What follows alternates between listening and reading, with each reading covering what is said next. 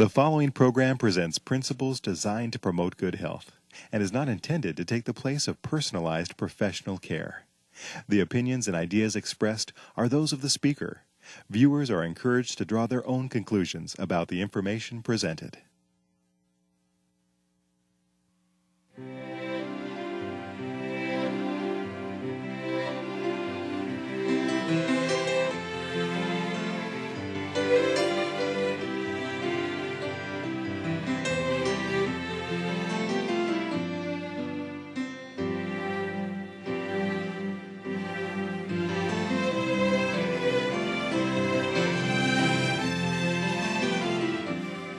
Hello and welcome to Health for a Lifetime. I'm glad you've joined us today. We're going to be talking about an interesting subject, that being trans fats. Now don't turn the dial. It's going to be interesting, I can assure you. Helping us make it interesting is going to be Dr. George Guthrie. He has a great way of making the complex simple.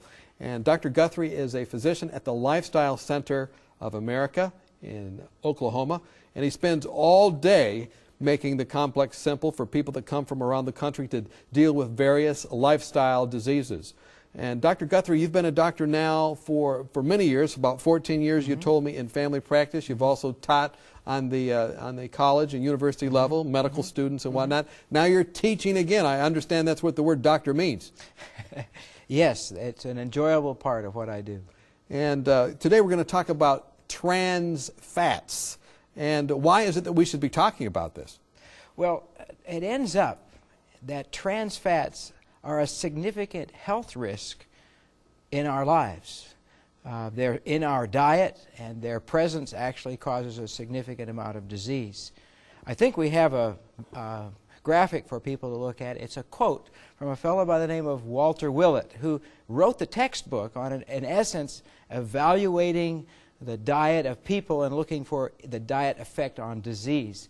Notice this: only one type of dietary fat is worse for you than saturated fat, the increasingly common trans fats. 30,000 or more premature heart disease deaths each year are due to trans fats in our food supply. Now that's a pretty dramatic statement. That's a powerful statement. So we want to know what trans fats are, what's saturated fat, what's the whole issue with fat. You know, there's a couple things in that quote. Sure. Let's talk a bit about it. Okay. And in order to do that, we really need to understand how fats are put together. Sugars are actually rings of carbons, generally 5 or 6 in the ring. Okay. Fats are long chains of carbons. God designed these things that way. It's fascinating to chemists, and I suppose it's interesting to us common folks. Long chains of carbon have hydrogens attached to each carbon. Each carbon has 4 hands. It hangs on this side to a carbon on each side, and when it does it this way, it's hanging on to the hydrogen. I see. Now, these long, straight chains stack very nicely. Sort of like logs. Like logs. If you're stacking firewood and they're long and straight, it makes a nice, straight row that doesn't fall over very well. This is good when you're stacking logs, but when you're worried about the cholesterol and heart attack risk in your body, these long, straight fats tend to make your risk of heart attack go up. They raise your cholesterol level and LDL, the bad cholesterol. So these long, straight fats or saturated fats are bad. Now, trans fats are actually related to these saturated fats, but before we understand them, we need to understand something about unsaturated fats. Okay, so we've got saturated fats. Those are the ones that are real stackable. Those are stackable and they straight. cause problems because they're big clumps. We're going to talk ultimately about trans fats, so you're going to explain that to us. But before we get there, we have to understand something about unsaturated fats. We've all heard that unsaturated fats are good for us, right? Yeah, so what are those? Well, if you take a couple of carbons in that chain of saturated fat, and they let go of the hydrogen. You see, it was saturated because every hand was full. If they let go of the hydrogen, it becomes an unsaturated fat. Monounsaturated fat. I think there's a graphic to demonstrate that. Yeah, let's that. look at that, see if we can look at that. Show us what we're looking at here. You see there on the left, it's called stearic acid. It has 18 carbons. Every hand in the carbon is full of the little gray hydrogen. The one on the right, 2 hydrogen have been let go, so it's no longer saturated. It is unsaturated. And unsaturated fats are bent.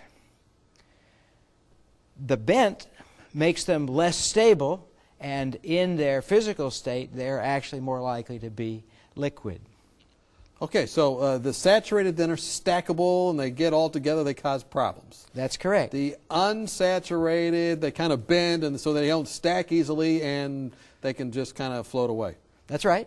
Now, you and I, when we deal with these fats in a physical state on the table, prefer, for example, the one that was straight that we saw on the graphic was actually what you'd see in butter, and that's something you could spread. The one that's bent doesn't stack nearly as well, and it comes out like an oil, and that's hard to spread. So we prefer the long straight ones in some of the ways that we eat fats. Can you get anything that spreads? Because I really like spreading. Yes, we like spreads. Unfortunately, as we look at our fats, we find out that the more solid they are at room temperature, the worse they are for us. But we're getting a little off track there. Okay. Well, you know, just forgive me. Well, what's the next thing we need to know about these trans fats? You've made the complex simple and helping us understand this stackable versus unstackable, and I'm sure we want to have the unstackable, the liquid forms, but what do we need to know next? Okay, we know that the trans fats are straight, they act that way. We know that trans fats are not good for us, so we as the American public, having been told this by the scientists, are asking industry to please give us fats that are unsaturated. So industry wanting to give us unsaturated fats have had a dilemma because we still want to be able to spread it, you see? Right. But if it's unsaturated, it is actually not spreadable. It's more like an oil. Liquid. Okay. They came up with a solution. A solution that probably helps them, but maybe doesn't help us? Well, it helps us because it gives us what we want on both accounts. We want unsaturated and we want to be able to spread it. So this is what they did. You ready? Okay, what did they do? They took unsaturated fats, they put them under high heat, Okay. they put them under pressure. Turned up the heat, put them in a pressure cooker? That's right, over a period of time, 6 or 8 hours, something like that. All right. And instead of having a fat that is bent like this, it actually does this to them. So they're still unsaturated, but now they have a little jog in them, and they're straight. They can call them unsaturated, and we smile because we look at the label and we say it's unsaturated, but it acts like a saturated. It can be spread. Okay, let me see if I understand this. So you have this, this is a saturated one that's all just straight, but then they put a little crook in it, so it's like that. You're kind of close. Here, let's try it like this. All right. Okay, you've got a saturated fat. Now you have an unsaturated fat. All right. Okay, looking like that. And then when you turn into a trans fat, you do this with it. So it's very similar to a saturated fat. It's just kind of jogged over a little bit, but it's lost the bend. When it does this, it'll stack like good firewood, but we can call it unsaturated, and so we're happy. Okay, and this is really dangerous, like you said. I mean, our first graphic was this causes a significant amount of actual deaths because that's really just like the saturated fat in terms of what happens in our body. It makes the cholesterol go up and does all those bad things. Exactly. So what do we do? So what do we do? How do we avoid it? Yeah. Or are there other kind of fats that we need to know about before we talk about that? Well, there's another fat that might be interesting before we delve further into it, and that's the polyunsaturated fats. Okay. We've helped you understand that when it's unsaturated, it's got a bend in it. That would be a monounsaturated fat. If we actually have several of these, we end up having a polyunsaturated fat. So I think they need a wide angle of you. Look at this. Okay, do this again. All right, do that again. How's it go? Okay, you've got the a saturated, then you've got a monounsaturated, all right, and then you start going polyunsaturated, and you get these things that are all bent up all right, in odd sorts of ways. These are sometimes called, some of them, essential fatty acids. They're more complex fats that have important functions to do in our body. So the more they curl up and everything, I mean, we could turn this program into an exercise video at home. Let's do the saturated, let's do the polys. Right, but when they go from saturated to, you know, to the unsaturated, okay, to polyunsaturated, they're less and less dangerous, yes or no? Well, the polyunsaturated fats have a lot of benefits to our body. They tend to help insulin resistance. They tend to help the cholesterol come down. They improve lots of things. Okay. Generally, these fats, they don't get changed from trans fats into polyunsaturates. They actually come in foods. For example, soybean oil will tend to be a polyunsaturated. Now, it'll have a little trans fat, it'll have a little bit of saturated fat, and a little bit of monounsaturated fat, but it has some more of the polyunsaturated fats. Now, you have a graphic that shows kind of all of these together, right? Okay, before we get to that one, all right, in essence, what that graphic is trying to demonstrate is that when those fats are put through the trans process, they are actually changed in some really weird ways, because not every one of those bends will be affected in the same way. So one might, see it kind of off in some funny angles. Let's see that graphic to demonstrate that. All right. On the left there, you see a trans fat, and you see the little bit of notch there, yeah. The little crook just after it says fat. The next one over is a polyunsaturated fat, and that would, of course, be good. It has several bends in it. Now, next to that is a partially hydrogenated fat, and you see some of the bends are straightened out, but others are not. Then there's a fully hydrogenated fat where all the hydrogens have been put back, and it's changed from it's just completely flat. It's completely straightened out, just like a saturated fat. And that last one is kind of a mixture. You see that it's partially hydrogenated and it's a trans fat. There's a little nick in it, which makes it straight. The dilemma from these particular fats is actually that they tend to clog up some of the enzyme systems in the body. Okay. All of them do?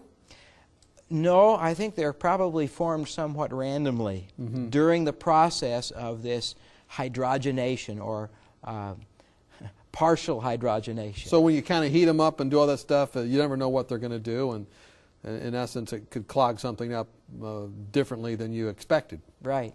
One of the questions that people ask me as I talk about this to them is, when I use a polyunsaturated fat to cook, am I making trans fats? When you heat it up. When you heat it up. I mean, if I take my canola oil and put it in the pan and I heat my food up, am I going to make it into a trans fat? What do you say? The answer is generally no, because the temperatures and pressures need to be so high to actually do this. And it often takes hours, and they use like a nickel type of a helper chemical inside it to make so you can't do that at home unless you're a really bad cook. Unless you're a real bad cook. Not something to worry about. But the polyunsaturated fats can be hurt by cooking, but generally you don't turn them into trans fats. We've been talking with Dr. George Guthrie from the Lifestyle Center of America. He spends all day talking to people about how to improve their life through lifestyle changes and through understanding things like we're talking about today, fats and trans fats. And it's been fascinating to look at the complex and make it more simple to help us understand. When we come back, we're going to look even closer at this subject of trans fats and how they affect us. We hope that you join us when we come back. Have you found yourself wishing that you could shed a few pounds? Have you been on a diet for most of your life, but not found anything that will really keep the weight off? If you've answered yes to any of these questions, then we have a solution for you that works. Dr. Hans Deal and Dr. Eileen Ludington have written a marvelous booklet called Reversing Obesity Naturally, and we'd like to send it to you free of charge. Here's a medically sound approach successfully used by thousands who were able to eat more and lose weight permanently without feeling guilty or hungry through lifestyle medicine. Dr. Deal and Dr. Ludington have been featured on 3ABN, and in this booklet, they present a sensible approach to eating, nutrition, and lifestyle changes that can help you prevent heart disease, diabetes, and even cancer. Call or write today for your free copy of Reversing Obesity Naturally, and you could be on your way to a healthier, happier you. It's absolutely free of charge, so call or write today. Welcome back. We've been talking with Dr. George Guthrie from the Lifestyle Center of America. We've been talking about trans fats. And we've learned several interesting things about trans fats. We've learned, first of all, they're very harmful to us. And Dr. Guthrie, again, let's just summarize here. I mean, we should be having a wide shot of you when you're making these motions here. But you know, the trans fats versus the saturated fats, I guess, let me see if I'm right. Mm-hmm. The saturated fats, when you look at them in the body, they're just completely straight across. That's right. But once they get, no, that's saturated fats. That's saturated. Saturated fats. But then once they get heated up and all kinds of things done to them. You're almost there. We actually get the trans fats from the unsaturated fats. All right. So they're bent, right? They're bent. They're bent. And then they try and straighten them out. They straighten them out kind of funny-like, so they got a little bit of notch in them. Okay. But, and we like that because they act like saturated fats, which we like so much because we can spread them on things and eat them and everything. But they really are pretty harmful to us. We looked at those quotes by Walter Willett about heart disease. Well, let's come back now and talk more about the problems. I mean, some people out there listening say, you guys are making all these motions, looks like an exercise video, you're talking about fats. But you know, those that have hung with us, they're saying, wait a minute, so what's the big deal about this trans fats? What's the problem with it? I made a little list here. Let me kind of go down through it. Trans fats tend to raise the total cholesterol. And that's bad because every elevation in cholesterol increases your risk of heart attack. Okay. That's right. All right. And it increases the bad cholesterol, the LDLs. Okay. It also decreases the good cholesterol, the HDLs. That's the ones that pick up all the trash. That pick up all the LDLs trash. are the ones that are trash all over the place. That's right. Okay. It increases something called LP little a. Now, this is one of those things that is associated with increased clotting in the blood, makes it more likely to clot. So you could have a clot or a stroke or a thrombus or something. That's right. Okay. It increases the triglycerides. It increases, as we mentioned, the platelet stickiness. And there's even some evidence that it worsens insulin resistance, increases the risk of diabetes, and possibly even Alzheimer's disease. Boy, for just a tiny little thing, it really makes a lot of problems. It sure does. That's like maybe someone's little brother. It's certainly something that I'm trying to avoid in my diet, as I have learned how important it can be in causing disease. Well, we've talked a little bit about the problems and the dangers. You were talking with me about a study that kind of elucidates this even further. Why don't we put that up as a graphic, and I think we'll be able to look at this study actually from the Nurses' Health Study. Notice that elevation in trans fats of 3% of total calories increases the heart attack risk, in essence, 53%. In those, compared with those with the lowest trans fat. That, in essence, works out to be about 4.5 grams of trans fats per day, actually making about a 50% difference in heart attack rate. Wow, so just having this little tiny bit of trans fats can just increase your risk of heart problems from trans fat 53%. And 50%. Yeah, 4.5 grams of trans fats. There may be that much in a donut. Boy, you're now. Oh man, I bet you there's a gasp. I can't even. People in their homes are going, a donut. Well, they're called do-nots for a reason, Don. So that can really put you at high risk. Is it a sudden thing?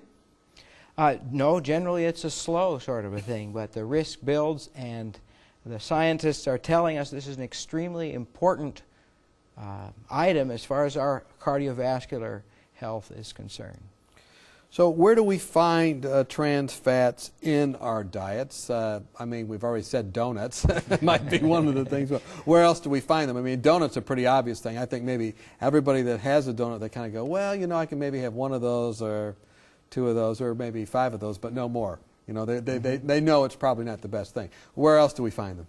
You know, it's really hard to identify all the trans fats in our diets. We're not exactly sure how much we're actually getting, because it's used in so many places. For example, things like custards and puddings, baked goods, wherever those long straight fats actually bring out the best consistency, pie crusts for that matter. So it's really all through our processed food chain, if we put it that way. There are no trans fats, yes or no, in plant products? It is my understanding that that's the case. There are not even very many trans fats in animal products if they're taken, for example, if you had meat. There might be a little bit because the bacteria in the stomach of the cow may make a few trans fats. But generally, it's a oil processing problem that leads to this trans fat. So things like French fries?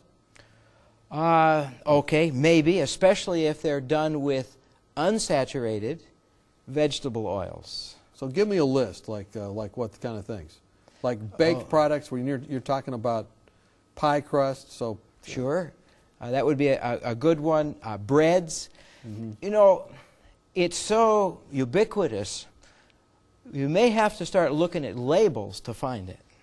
Ooh. Looking at labels. But the simplest thing, if you don't want to look at labels, is just eat food just grown. That's right. If you get it out of the ground, in essence, the vegetables, the fruits, the whole grains, you're not going to have any trouble with trans fats. It's a processing issue. As we try to take unsaturated fats, make them act like saturated fats in our prepared foods.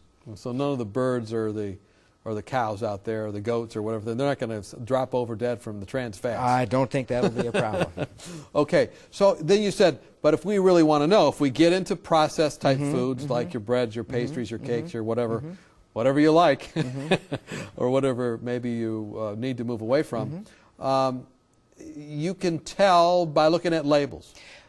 In January of 2006, the government has said they're going to start putting or requiring that people who label food actually put on there how much of the trans fat is in the food. So, I mean, that's a ways to wait, especially if you think it is really important. Notice the label that we have up on the screen. One of the ways you can actually find out is to look at the fats on the label. If you look at the total fat, subtract out the monounsaturated fat, the saturated fat, and the polyunsaturated fat. Just take those completely out. The number that you have left is actually the trans fat that's left over. So if you have a label and it says on it, okay, I've got 100 grams of fat, say. Or oh boy, that's a big one. That's a big one. Let's just have a simple number, okay. Though, right? Okay. And it lists poly and it has 25. Okay. And it lists mono and it's got 25. And what would be another one I put in there? Polyunsaturated. All right. Polyunsaturated is 25. I got mono, it's 20. So you got mono, the mono, the saturated, and the polyunsaturated. You add those together. And then say I have 75. Whatever not listed there, that's the trans. And subtract it away from the total, and what's left is the trans Now, fat. at this point, do they have to put all those numbers on there we suggested? No, they don't have to. What do they have to put on right now? Well, they need to put on the total fat. And Okay. many people are putting, or many food manufacturers are putting on the saturated fat or the unsaturated fat because they want us to know.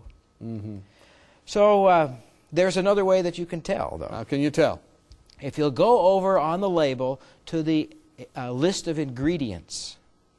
The list of ingredients on the label has first those ingredients that are most, and then it goes down by, in essence, if I remember correctly, weight.